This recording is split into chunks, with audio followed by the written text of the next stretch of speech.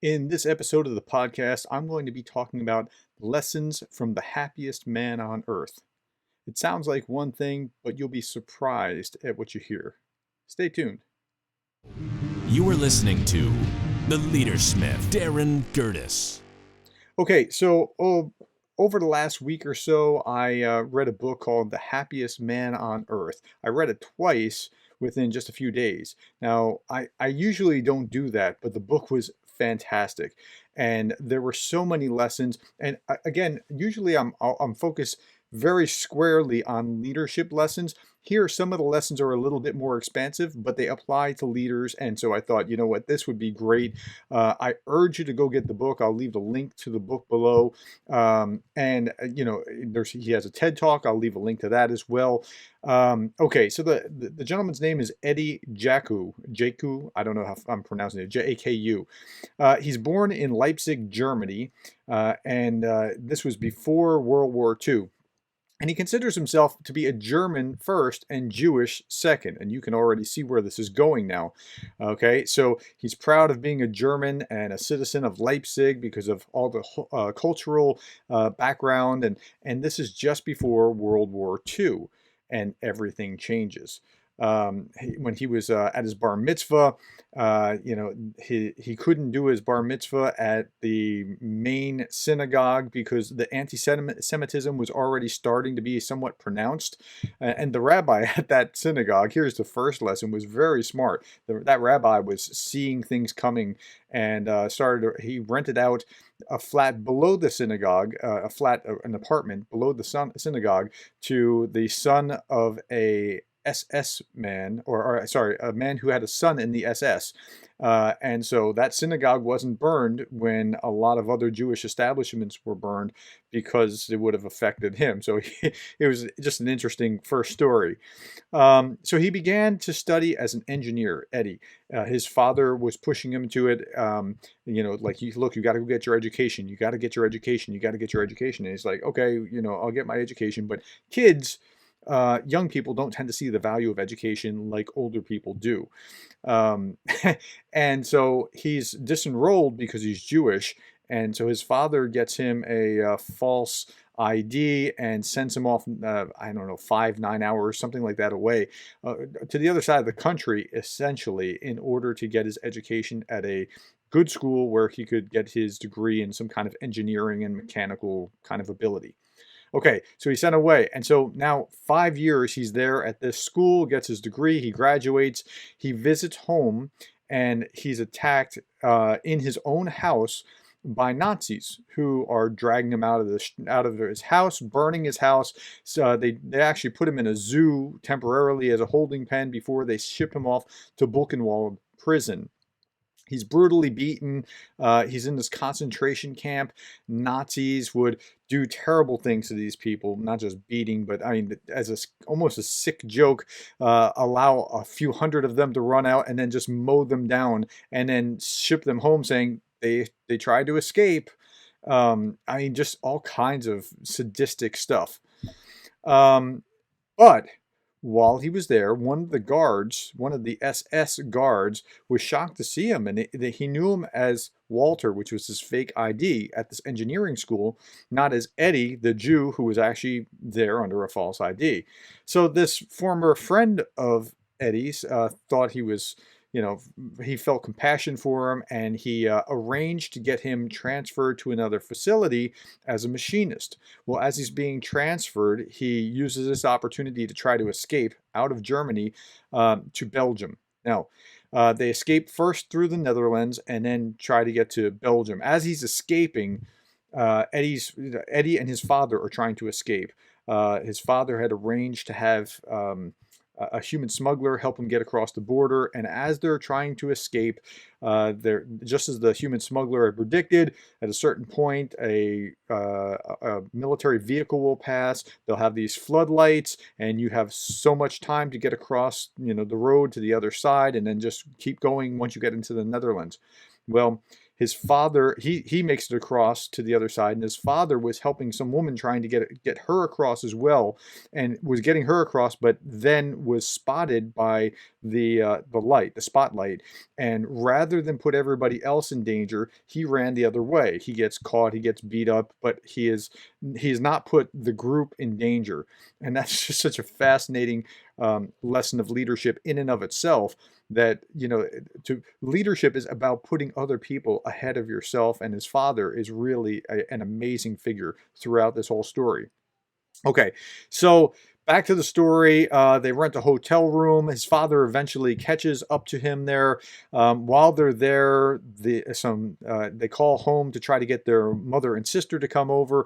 The mother and sister were caught by the Nazis, and he's really, like, if they say, if you go home, then we will let you, we'll let your mom go. And the mom saying, no, don't do it, and is beaten up pretty severely, and will never look quite the same again. And eventually they get caught. They get caught up together. I don't mean caught by the Nazis. I mean they actually reunite in Belgium, and they're hiding out in Belgium. Well, they're hiding out in Belgium for some time, and in Belgium, Eddie gets arrested for being a German. Okay, so the Belgians don't want Germans either because of what's going on in Germany, and he can't win. He's was sent to Buchenwald for being a Jew, and now he is sent back to he's sent to a prison camp in Belgium for being German, and it's a terrible thing with his identity. I mean, he just can't win one way or another. Okay, so but this camp in Belgium is easy peasy compared to what he experienced in Buchenwald. Now, the Belgian authorities are much kinder. They're gentler. They're not beating people up for the sake of beating people up. They don't want Germans there for obvious reasons. They do let him go teach university students. He has his education, and he says, look, let me teach your university students mechanical engineering. I mean, it was a need, and so they allowed him to do that. While he's there, his friend from Buchenwald, Kurt, shows up in the same camp, and Kurt will come back into the story a little bit later. All right, so he's doing what he's doing for a number of months in Belgium. He's technically under some kind of arrest, but at the same time, he has the freedom to go teach his lectures at the university, and life's not that bad comparatively.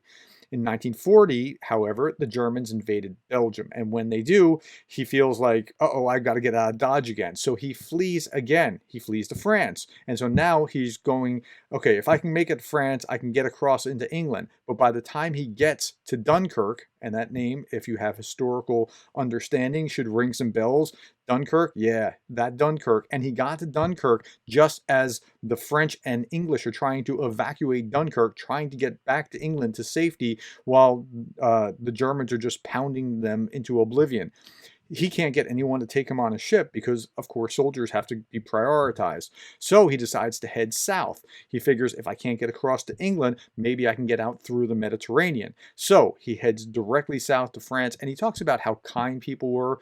There's all along the way, he never had to beg or ask for food. The locals in France knew what was going on and knew what he was trying to get out of France, and that his days were limited unless he could get out. So they would be giving him food and drink and shelter all along the way. But somewhere along the way, a woman turns him in as a German, and the Vichy government, which was a German puppet regime, was rounded these ex-Germans up, and Hitler was very upset about these German Jews that had fled, and he wanted to exterminate them, demanded that they were sent back to Germany. So the French head of state, this puppet regime president, sent them back. At this time, he's now going to be sent to Auschwitz. So he was already in Buchenwald, and now he's being sent to Auschwitz. So he gets on a train, and as he's on the train, he finds out about how far it is to Auschwitz. He has about 9 hours. So with his 9 hours in mind, he swipes the tools from the front of the engineer's toolkit on the train. He knew that they would always have them, and so he had some screwdrivers and some other tools. While he's on that train trip, that 9-hour train trip, he unscrews chips away and unscrews the floorboards and slips out of the train while it's running. Now picture this. It's like something out of a movie. He slips onto the train tracks themselves and the train rolls over him. He's unharmed. It's pretty gutsy, but he didn't wind up in Auschwitz as a consequence. And that's a very narrow escape, and there's no pun intended. There was not a lot of margin because things could have gone very badly. Like if he had slipped down into it and bounced up, that would have been all over. Okay, so he heads back towards Brussels, traveling slowly, staying out of Dodge, avoiding people, and he reconnects with his family. Now, at this point, he's hiding in an attic of a boarding house. So a boarding house normally has people in there, but his family is laying very low. They're Jewish. They even look somewhat Jewish. And so they have to lay low. It's not Nazi occupied, but they're in this attic and he'll come out at night. At night, he will barter for food by doing this. He has these tools, this human capital of his understanding of how to fix machines. And so he barters that for cigarettes and then barters the cigarettes for food. And it's not an easy way of doing things. He'd get up and slip out while it's dark and come back before it's dark. And that's how he would arrange things. Didn't eat meat for over a year and was just hiding the entire time. But it worked out for some time. Okay. So this is a bad scene. The Nazis are occupying. He has to lay low, but and they're trying to find Jews, round them up, and send them off to concentration camps. When some Jewish parents, a few doors down, are taken away, they adopt the kids and take them into the fold and hide them in the attic with them, and essentially treated them like they were adopted. Eventually, the Nazis show up and they take his family away. He is taken, his sister's taken, his mother and father are taken, and they're sent to Auschwitz. And this time they actually get to Auschwitz. It took them 9-10 days, something like that. I think it was 9 days, 8 nights, 9 days by train. And the way that the Germans did this was with this like brutal efficiency. Once they had 1,500 Jews, they would send 10 boxcars by train, 150 in each boxcar, to Auschwitz. It would, again, be a 9-day trip. There's no food. There's little water. They have to essentially stand almost the whole time because there's not enough room really to sit down. They could kneel, but that's about all that they could do. No food, little water, and they had one 44-gallon drum of water for the trip for 150 people for 9 days. Now, I don't know if you can get that picture in your head, but that's not a lot of water. There was another drum as a toilet, which means that there's no privacy for man, woman, and child over those 9 days that it was there. Now, his father is such a brilliant example of leadership. His father took charge. He produced a collapsible cup, a Swiss Army knife, and a sheet of paper. He divides that paper into 150 squares. Everyone is going to get 2 cups of water, he says, for every day of the trip. Everyone will get 2 cups of water. And so what they'll do is they get a piece of paper, and when they returned it, they'll turn in their piece of paper. When they come back in the evening, they get their second cup of water, and they get their piece of paper back, and they have to hold on to it. And he made it very clear, look, you lose your piece of paper, you get no more water. We have to be very, very careful because they're not going to give us any more, and they had to ration it. Again, the toilet bucket filled over this 9 days, as you can imagine, this gallon drum of human waste, but the water runs out, as you can also imagine. In the other cars, he's talking about people crying out, "My children are thirsty, my gold ring for water," and many of them are dying. By the time they arrive, as many as 60 of the 150 in most of the cars die. That's about 40% of the passengers in most of the other cars die. In his car, where his dad set up the system, only 2 people died thanks to his father. Now, it's February of 1944. Joseph Mengele is the angel of death. He is one of the most brutal villains in all of human history. Joseph Mengele is separating people as they're coming in. You to the left line, you to the right line, you to the left line. And on the one side, if you're separated on one side, you're going to be worked to death. And the other side, you're off to the gas chambers. So Eddie and his father are separated. And Eddie slips into the other line. And he's almost on the trucks going to the one direction with his father, and a guard sees him and sends him back, which was a good thing for Eddie because he was told that his father was going on a truck because he was old and, Eddie was going to walk. And that's what the guard tells him. Turns out his father was sent directly to the gas chamber, and that's almost where he went. He found this out only days later, and he never got to say goodbye. And here's one of the lessons that Eddie says in the book, and it's very powerful. He never got to say goodbye to his father or his mother. And he said this: "Look, stop whatever you're doing. Stop right now, whatever it is. Call your mother, and if she's alive, tell her how much you love her, because I never got a chance to. Please do that for me." So they're locked in this cramped room for 3 days. And many people are, they're waiting to be processed. Many people die in the process. The Germans would, play kind of mean-spirited games on them to, make them trample each other and panic. There's no light. It's all complete darkness. And so he survives that, and by staying in a corner with a couple of other friends, making sure that they just rotated and stay in that corner by themselves so that they weren't trampled, because he'd seen this kind of thing done before in Buchenwald. Anyway, he's taken to a room where he's branded with a tattoo. His number was 172338, and that's on his arm for the rest of his life. Everything is taken away from him, including his human dignity. Everything is stripped away.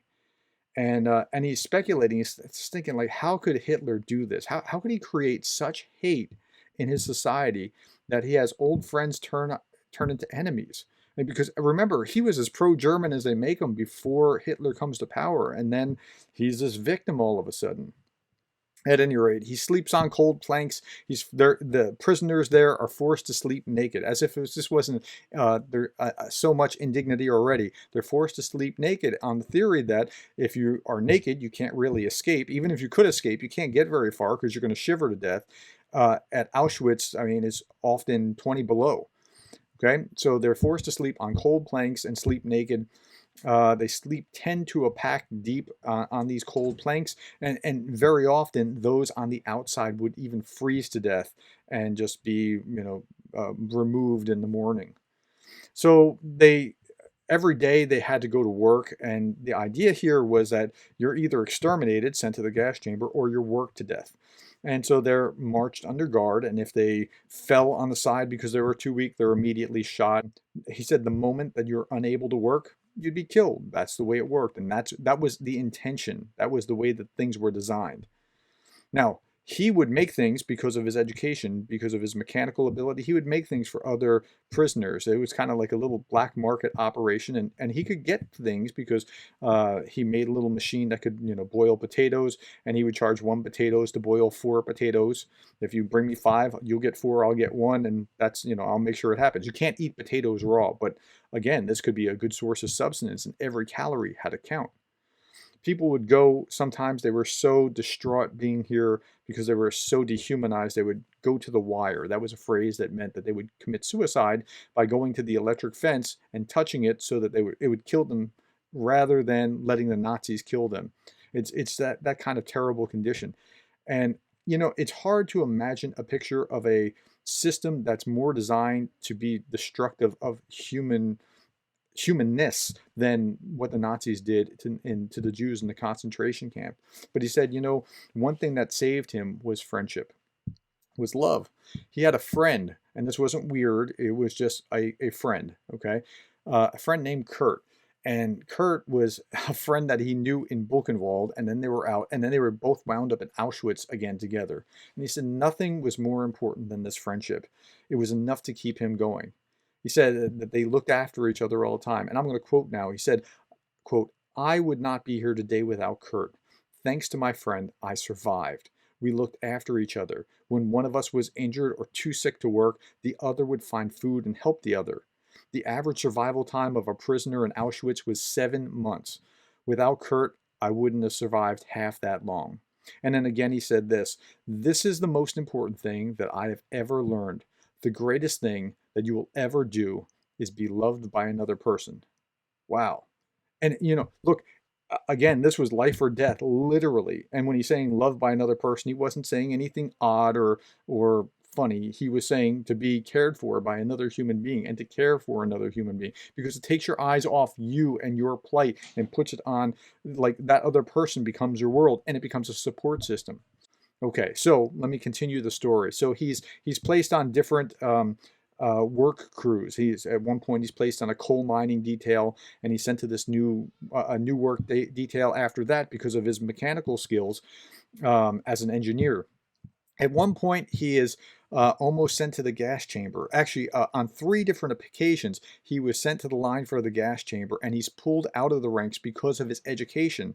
Because, like, somebody noticed, wait a minute, he has these special skills. We need him to go do X, Y, and Z. And so, and he's just again and again thankful to his father for pushing him to complete his education. So he's put on another detail where he has to fix machines in a factory. This factory is creating Zyklon B, which is used for poisonous gas. And the prisoners there are being worked to death, exterminated through labor. He is wearing a sign around his neck that essentially says that if anything happens to these pipes, he is to be executed. The pipes that are creating the Zyklon, because it could poison people in there, including the guards. So he's in charge of these machines and these pipes, and there are more than 200 of these machines or pipes around within this organization. And, like, if anything happens, so he gets smart. He thinks, okay, I'm going to create a whistle, and he manufactures little whistles and creates whistles for each of the factory workers, so that if they see anything, any irregularities, anything leaking, or any of the pressure gauges going down, he can alert them immediately in order to take care of it.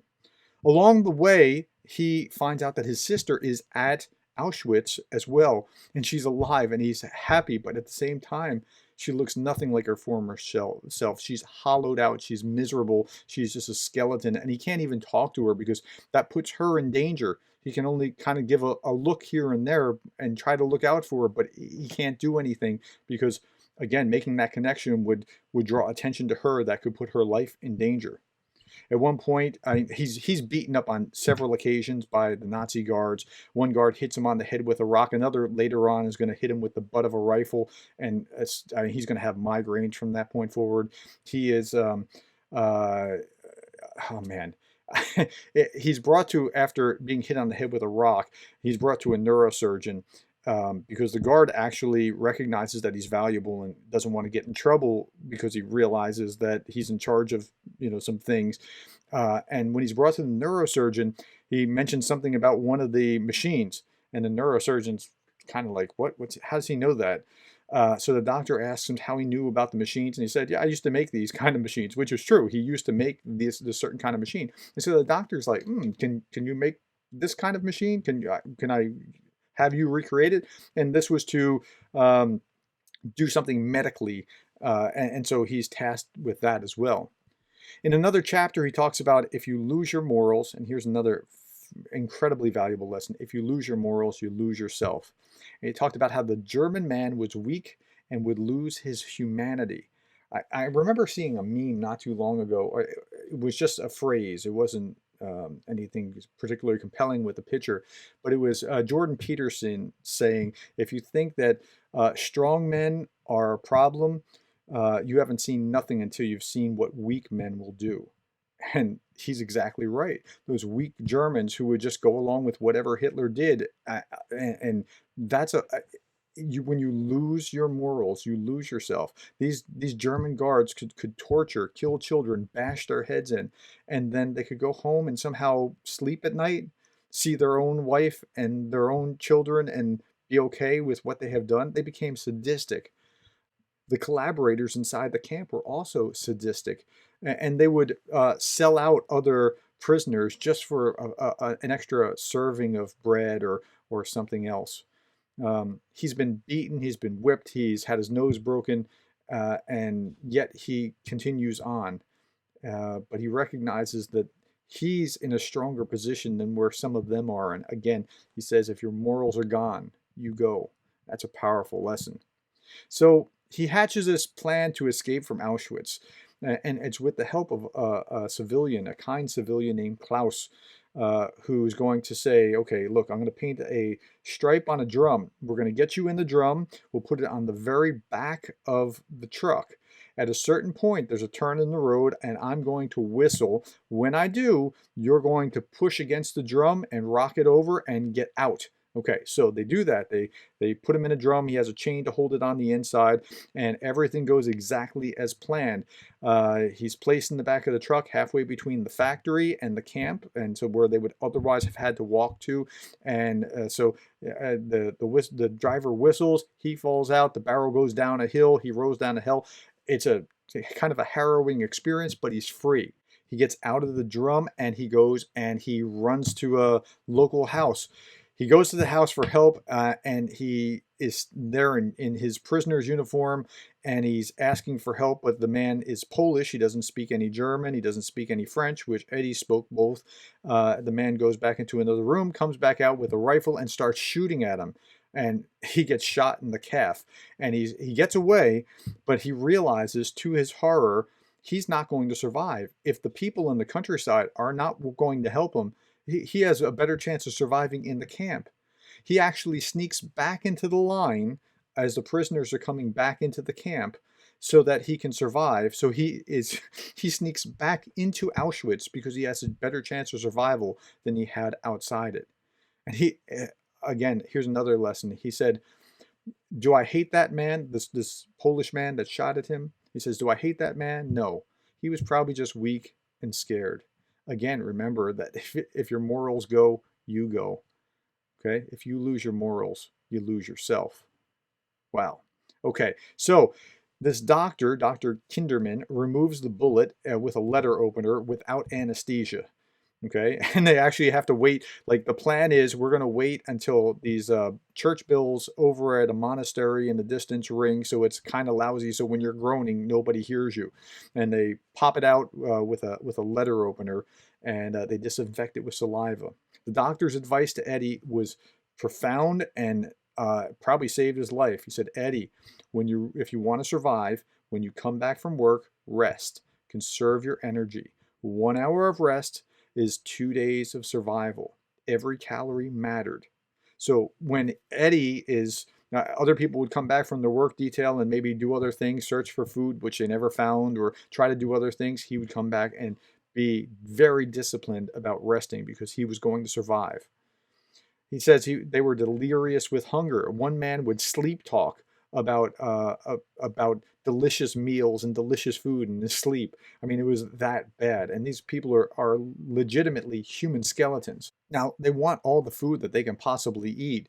And that includes coffee, which is one of the few luxuries they had. But they also found out at some point, this coffee tastes funny. And they found out that the Nazis were putting bromide in the coffee. The bromide was in order to keep sex drive down, but they put a lot of it in, and it was enough to chemically castrate the men. And so as soon as they found out bromide was going into coffee, they stopped drinking that luxury, coffee, altogether. Now, that's a good thing, and you'll see why later on. But he says in the title of chapter 10, where there's life, there's hope. And they had hope, because they knew that if they just kept going on, they had a chance at surviving.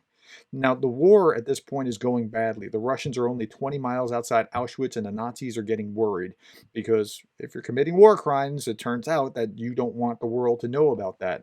So there's this death march from Auschwitz to get to another camp. 15,000 people die along the way. The temperatures outside are minus 20 degrees Celsius.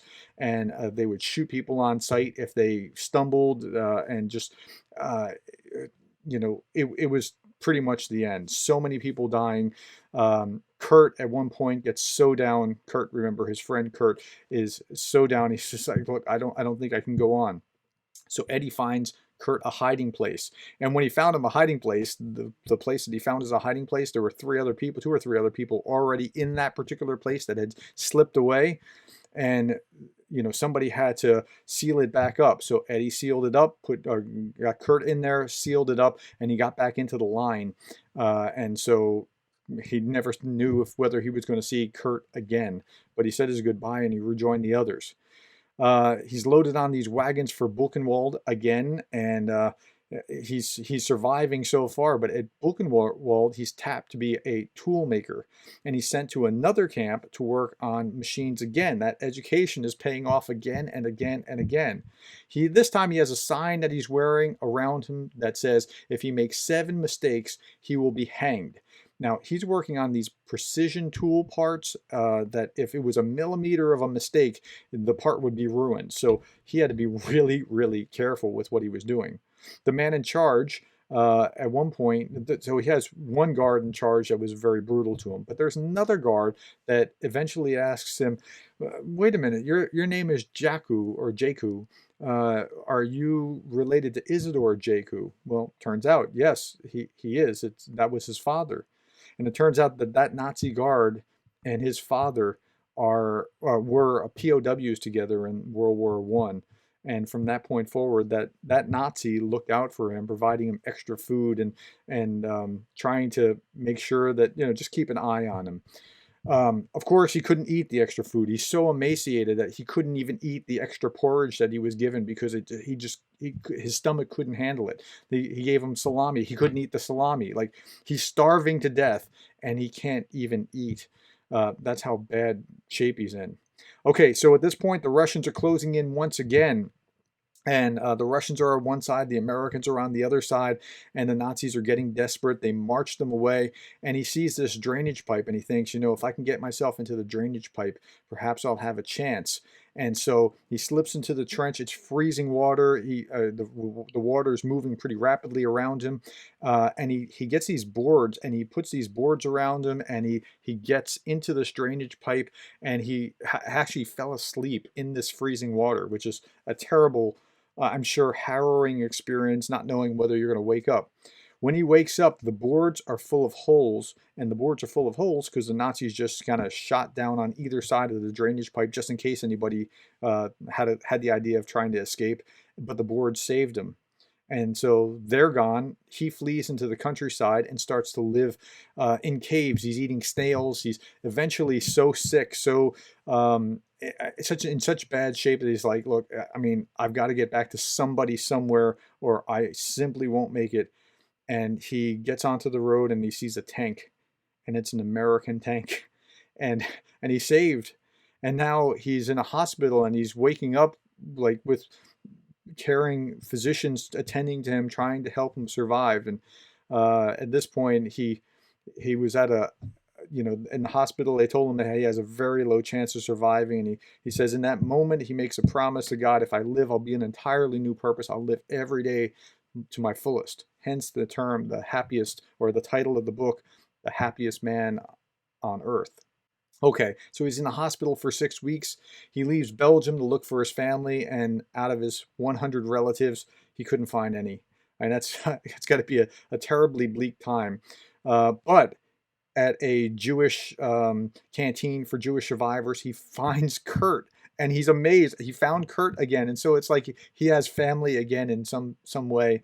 The Russians liberated Kurt, while the Americans, he was found by the Americans, and he thought, okay, well, we're getting charity in order to survive, but we can't. So he and Kurt find business. Kurt was a cabinet maker, and again, he's a machinist. So pretty soon he's the foreman of a factory because he had skills and he used them. And he gets gainfully employed and rises in the ranks. And soon he's kind of feeling bad that he actually has money compared to his deplorable conditions before that. And he finds his sister. The only member of his family that survives was his sister of 100 relatives. And so he and his sister are reunited, and it's just an amazing thing that he has something, and he has prosperity again, and at this point, he doesn't feel like he wants to stay in Europe. Europe is not a home. Europe is a torture to him. So while he's in charge of things, and he has a contract for the factory, but Belgium would only let him stay at 6 months at a time, and then you have to renew his papers. So he's starting to think about elsewhere, and Kurt finds a girl. He marries her, and they move off to Israel. And he meets a woman named Flora, and she survived the war by hiding under an assumed name as well, and she was not taken to a death camp, and he and Flora get married, and mercifully he stopped drinking that poison water, poison coffee at Auschwitz, and they have two kids together. His first child is When he's holding his first child, he makes a promise to himself that he's going to smile every day. And that's what he's doing. He's just going to be happy. And he said this, quote, "I realized I was the luckiest man on earth. I made the promise from that day until the rest of my life. I would be happy, polite, helpful, and kind. I would smile." And in another passage, he says, "Here is what I learned. Happiness does not fall from the sky. It is in your hands. Happiness comes from inside yourself and from the people you love. And if you're healthy and happy, you're a millionaire. And happiness is the only thing in the world that doubles when you share it. My wife doubled my happiness. My friendship with Kurt doubled my happiness. And as for you, my new friend, I hope your happiness doubles too." Okay, so you can't help but like the guy. By the way, he has a TED Talk. Just look him up by his name, Eddie Jaku, Jaku, and TED Talk, and you'll see him tell much of his story. Okay, so back to the story. He doesn't want to stay in Belgium. Kurt has moved to Israel. His sister moves to Australia, and he and Flora follow. He works in the medical machinery factory, and then he opens his own service station because, again, he's very handy and mechanical. And later he gets into real estate, and he retires in his 90s, okay, with Flora at his side every day. He said, "Small acts of kindness last longer than a lifetime. This lesson that kindness and generosity and faith in your fellow man are more important than money is the first and greatest lesson that my father ever taught me." Wow. Okay, so there's a little bit of an epilogue. Their wedding anniversary is ironically on April 20th. That's Hitler's birthday. And he said, "We're still here. Hitler's down there. This is really the best revenge. And it's the only revenge that I'm interested in, to be the happiest man on earth." In his TED Talk, he said, I don't hate anyone. And look, it would be understandable if he hated people, right? Particularly those that tortured him and took away his family and took away his pride and his dignity and everything. Okay? He said, "Hate hurts everyone, including the person that's doing the hating. It destroys them too." And so he refuses to do it. So he and his wife are married for 75 years. He has children, two children, he has grandchildren, and he has great-grandchildren. And he died on October 11th, 2021, just a few weeks ago, at 101 years of age. The remarkable lessons in Eddie Jaku's life, it was well worth doing an episode on that once I stumbled over this. And as I was reading, I thought of a couple other things. The first was a quotation for contemplation, which comes from Viktor Frankl. Viktor Frankl was a psychologist who also endured a Nazi concentration camp. And he said something very similar to what Eddie said. Viktor Frankl said, "Then I grasped the meaning of the greatest secret that human poetry and human thought and belief have to impart. The salvation of man is through love and in love." Now, as a Christian, I'm looking at that and going, yeah, that's true. God is love. But that's not what he was meaning. He was talking about just that relationship, that friendship. And while it's true on multiple levels, Eddie was also talking about that friendship being just such a lifesaver for him.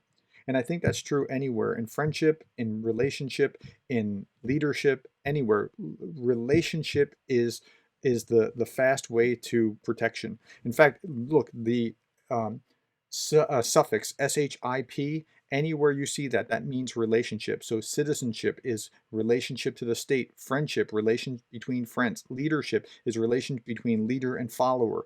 And so that's right, there is this salvation through love and in love, and that's through relationship. Okay. So that's the first lesson that I took. And then there was another thought that I had, and I'll put this in the notes below, so that the link below. There was this other, I can't remember his name right now. It'll come to me later. But this man who was a businessman. He was in Czechoslovakia, and he's seeing what's happening to the Jews. And he gets a number of children out of Czechoslovakia before Hitler had it closed off. He saved, I think, north of 600 children, 660 or 640, something like that. And he's very sad. He's beating himself up because he couldn't get 250 others out that he was trying to get out, but he got a bunch of them out. Then in the 1980s, I think it was about 1988, there was a British television show, something about This Is Your Life, that reunited him with some of the children that he had saved, and it was such a touching story. Okay, so I'm going to stop there because I'm pretty much out of time, but there are so many touching lessons here that are applicable to everybody, but they're also applicable as a leader. And I just want you to think through these lessons. Think about the value of the education, the leadership of the father, the way the father handled the crisis on the way to Auschwitz, the way that his father's lessons impressed him. That's leadership compounding through the generations and being passed on from father to son to children and grandchildren. Think about the way that friendship helped him survive, and how relationship is the key to success in pretty much everything. All right, so I'm going to stop belaboring that. Thank you for your time. I would encourage you to go find the book and read the book, at least watch the TED Talk, and thank you for your time and listening. And I hope that helps you become the kind of leader that you would want to follow.